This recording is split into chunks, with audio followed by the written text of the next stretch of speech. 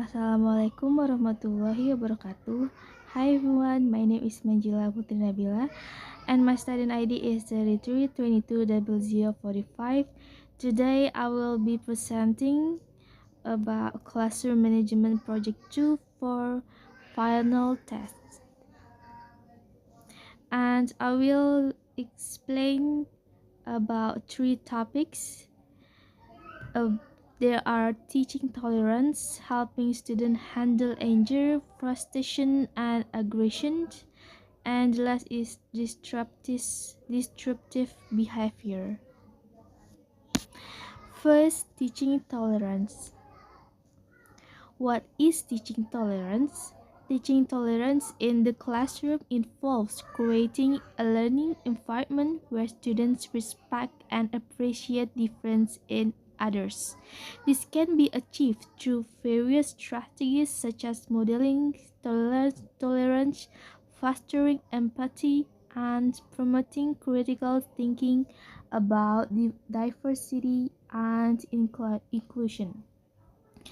Teaching tolerance in the classroom means creating an environment where students can learn to respect, accept, and appreciate the differences among people. These differences can include culture, race, religion, opinions, abilities, and backgrounds.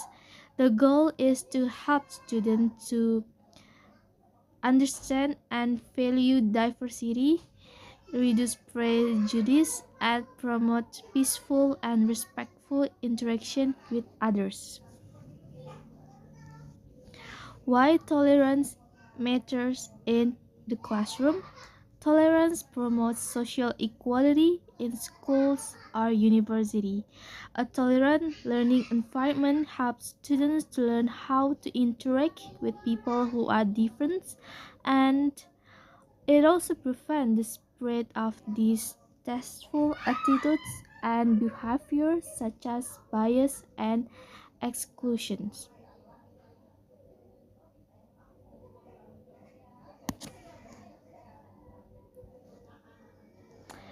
Strategies for teaching tolerance. First, be be culturally competent.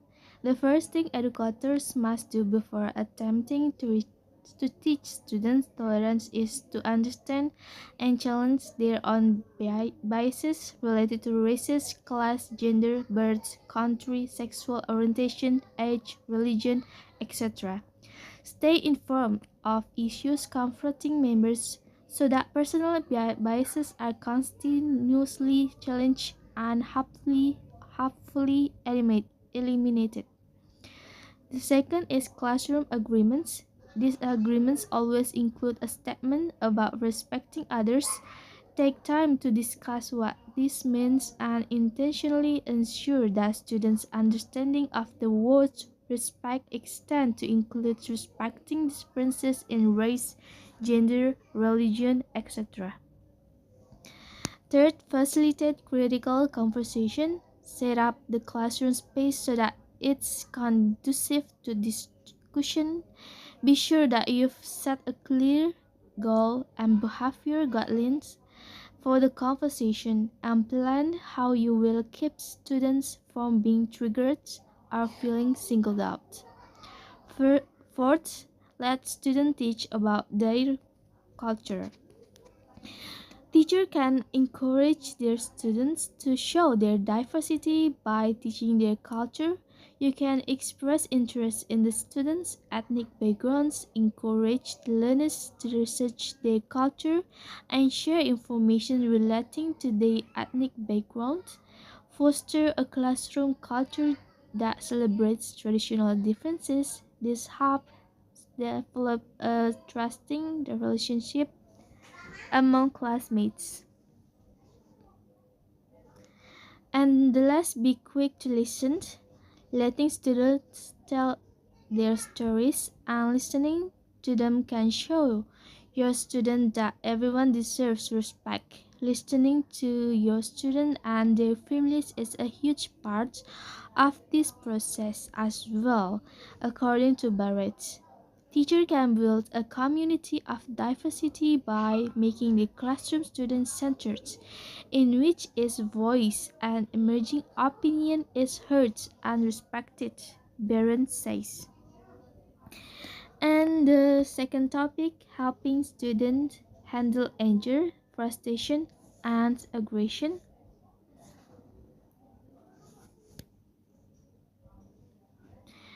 Introduction. Emotions are complex physiological and psychological responses we have to stimuli in our environment or our internal thoughts. They are parts of our daily experiences and influence our thoughts, behavior, and relationship with others. Just like adults, children must be taught how to identify, understand, and manage their emotions effectively. This will enhance their overall social and emotional well being and development. What is anger? Generally, anger is an emotional characterized by feeling, tension, hostility, and antagonism that arise in response to frustration, perceived injustice, or real or imagined injury caused by others. It is a natural and basic human emotion that can range from mild irritation to intense rage. And anger is natural emotion experienced by everyone, including students. While it is a normal part of human experience, unmanaged anger can lead to significant problems in various aspects of life, especially in the school environment. Why this is matter? Anger, frustration, and aggression, if not managed, can disrupt learning and social connection in school, and students struggling with these unmanaged emotions may face challenges in academic and building relationships. Uncontrolled anger or aggression can lead to academic failure, classroom disruptions, bullying or violence, social isolation, increased risk of anxiety and depression later in life. And next, helping students handle anger, frustration, and aggression. First, identify the emotion. Identifying everyday emotion helps students understand themselves and manage their feeling effectively. The second, identify the causes or triggers for the emotion. Help children become emotion detectives by guiding them to notice what situations, people, or events try trigger strong feelings like anger or frustration. And third, talk and listen. Encourage students to express feeling without judgment and listen actively. Being heard and validated builds trust and help them process emotions. Fourth, speech and time.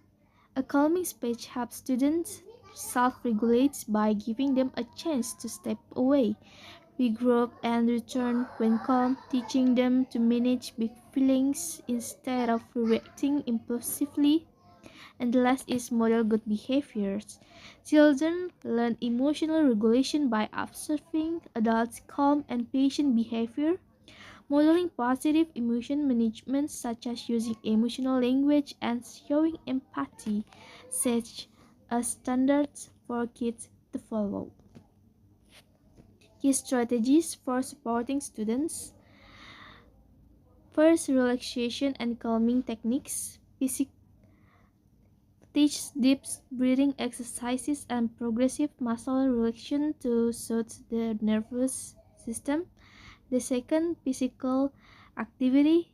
Regular physical activity can help manage anger by reducing stress and improving moods. Encourage students to engage in sports, exercise, or even simple activities like walking or dancing. Third, problem solving skills. Teach students to approach problem calmly and logically, help them break down problems into smaller, manageable parts, and develop step by step solution. And last, positive reinforcement. Frequently reward and acknowledge even small advances in positive anger management. And next is disruptive behavior.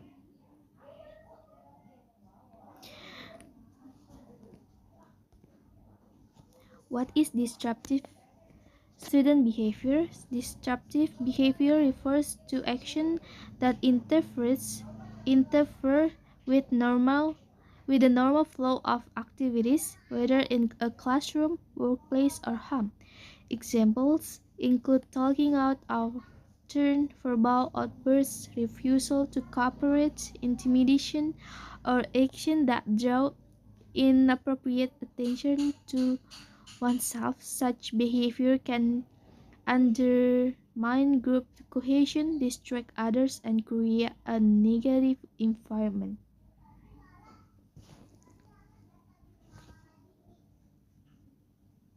Example of disruptive behavior: there are type of disruptive behavior: verbal, physical, nonverbal, and passive. Verbal: shooting, insult, constant interruption. Physical: aggression, throwing objects. Nonverbal: eye rolling, refusal to participate. Passive: ignoring instruction and procrastination. And next is common causes of disruptive behavior. First is psychological, such as ADHD, anxiety, trauma, and the second is environmental, such as overstimulation, lack of structure, and the third is social, such as peer influence, seeking attention, and the last is situational, such as boredom, frustration, unmet needs. Why is it a problem?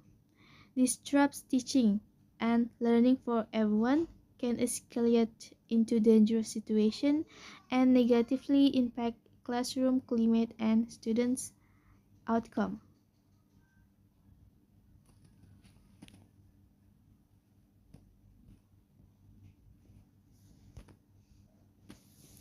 And next is strategies to overcome disruptive behavior.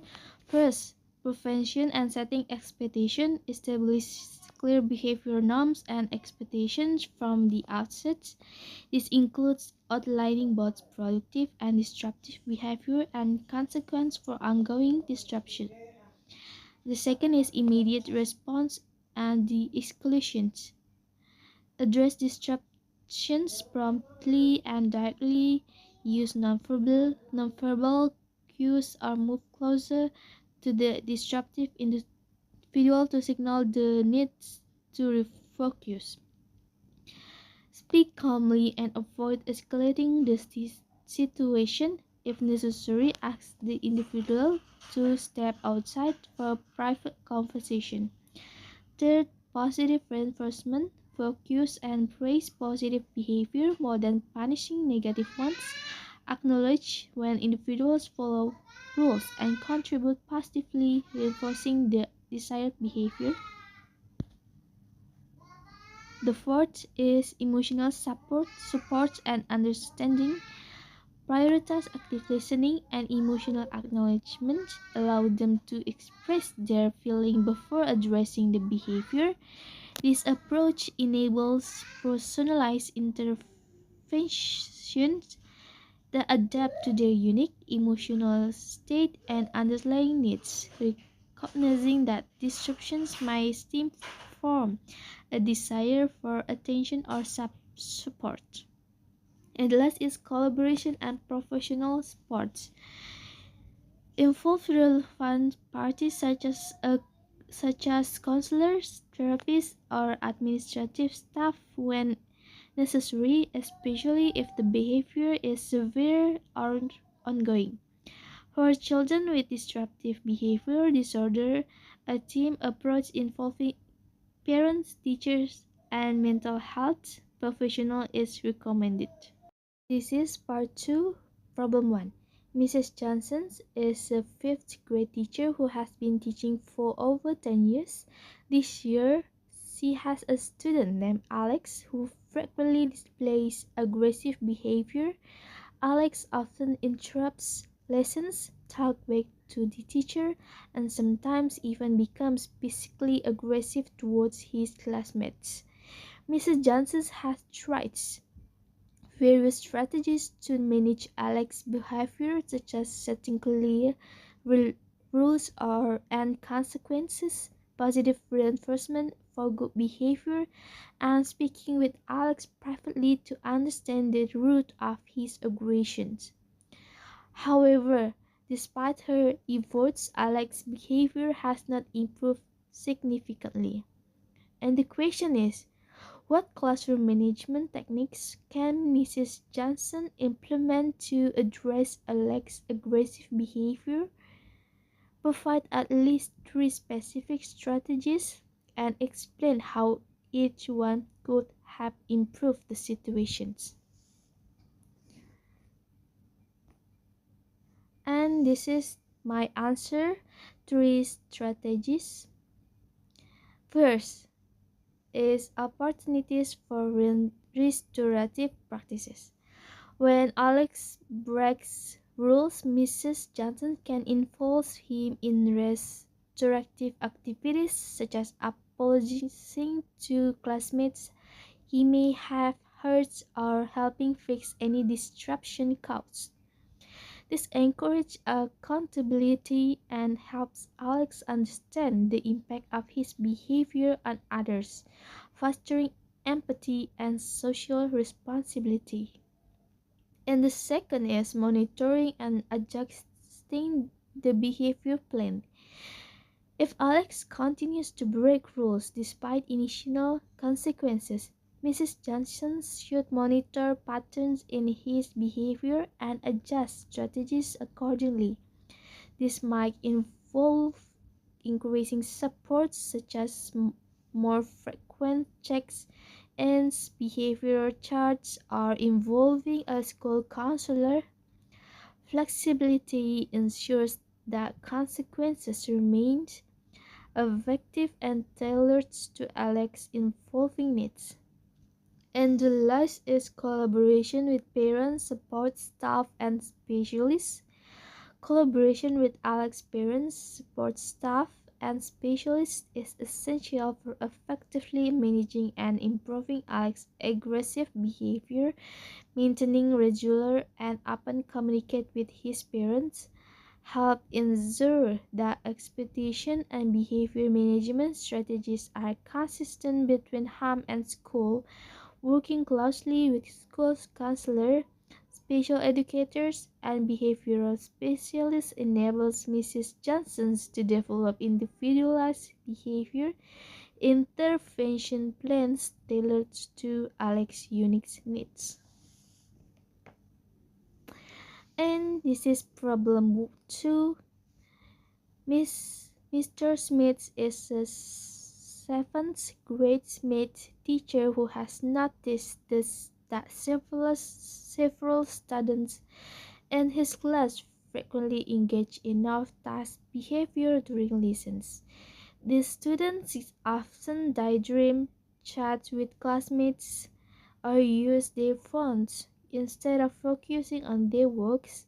Despite Mr. Smith's attempts to redirect their attention and provide engaging activities, the problem persists.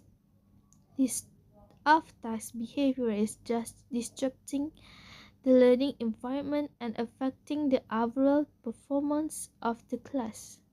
Questions: what strategies can Mr. Smith use to increase on-task behavior and decrease off-task behavior? Provide at least 3 specific strategies and explain how each one could help address the issues. And these are my answer. First is proactive classroom management with positive reinforcement. Mr. Smith should clearly define on-task behavior and consistently reward students for demonstrating it. Positive reinforcement like verbal praise or class point system make engagement appealing. This shift focus from correcting misbehavior to celebrating positive actions, motivating students to stay on task and fostering a more productive learning environment. And the second, foster strong teacher-student relationships. Students are more likely to stay on task for teacher they respect and feel connected to. Mr. Smith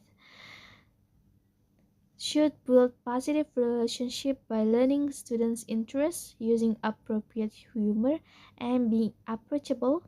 When students feel valued and understood, they are more motivated to engage and less likely to act out for attention, fostering a cooperative classroom. And the third is utilize peer support and accountability. Peers can be powerful motivators. Mr. Smith can integrate strategies where students support each other in staying focused, like assigning roles in group work or setting class-wide on task goals for collective rewards. This fosters positive social pressure and shared responsibility, encouraging students to self-monitor and hold each other accountable for engagement.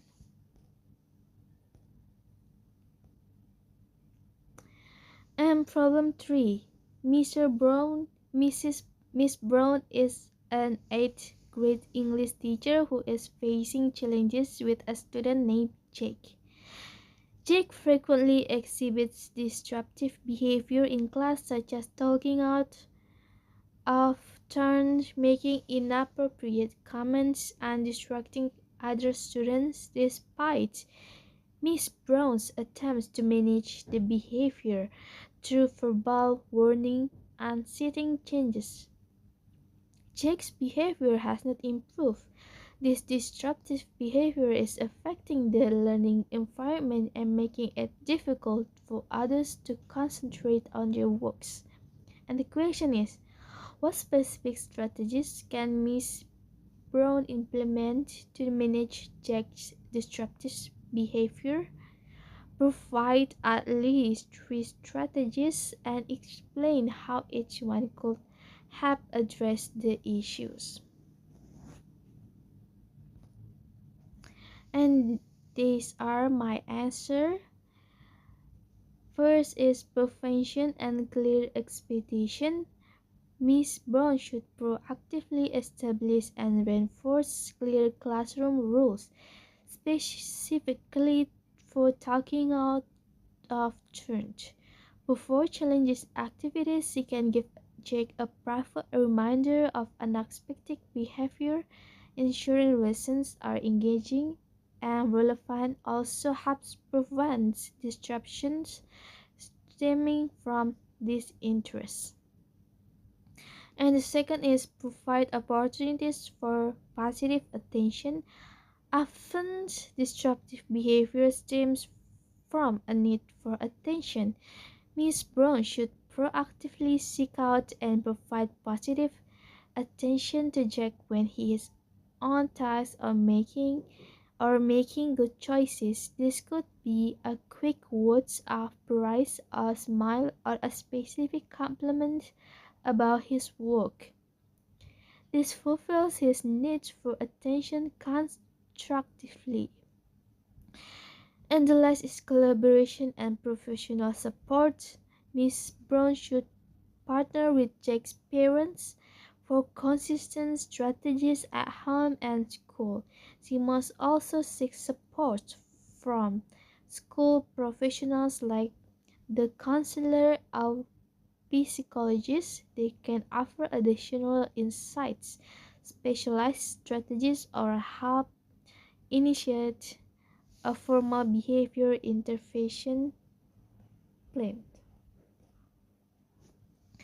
And that's all for my presentation. Thank you for watching. Wassalamualaikum warahmatullahi wabarakatuh.